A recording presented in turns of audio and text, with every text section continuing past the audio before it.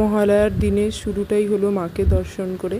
আর বাড়ির সামনে যে ক্লাবটা আছে মায়াদেবী ক্লাব, সব থেকে বড় যে পুজোটা হয়, সেই প্যান্ডেল তৈরির কাজও চলছে তুঙ্গে, তাড়াতাড়ি চলছে কাজ। তো বেশ কিছুদিন বৃষ্টি হওয়ার পর রোদ ঝলমলে একটা পরিবেশ। তো কে কে সকালে ভোরে মহালয়া দেখলে অবশ্যই কমেন্ট করে জানিও। আর আমি দেখিনি, তার কারণ হচ্ছে গিয়ে যে সেই ছোটোবেলার মতন মহালয়া দেখার যে ক্রেজটা ছিল সেটা আর নেই। তো যাই হোক, তো স্নান করে ঠাকুরকে পুজো দিয়ে ভিডিওটা বানাচ্ছি, কারণ বেশ কিছুদিন ভিডিও দিতে পারিনি। তার অনেকগুলো কারণ ছিল। আমার বাবা ভীষণ অসুস্থ হয়ে পড়েছিল, আর বাধ্য হয়ে ভয়েস ওভার দিতে হলো। তার কারণ হচ্ছে গিয়ে বাড়ির রোডে মানে রাস্তার কাজ চলছে, তো ভীষণ বাজে আওয়াজ, তো আওয়াজ হবে সেই জন্য। তো বাবা অসুস্থ হয়ে পড়েছিল, তো থ্যাঙ্কফুলি ভগবানের আশীর্বাদে এখন একটু ঠিক আছে।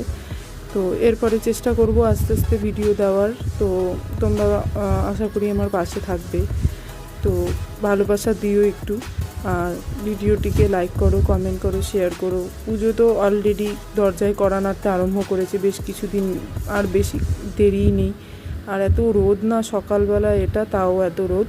যাই হোক, ভালো থেকো, সুস্থ থেকো, সাবধানে থেকো, আর আমার পাশে অবশ্যই থেকো। Thank you so much.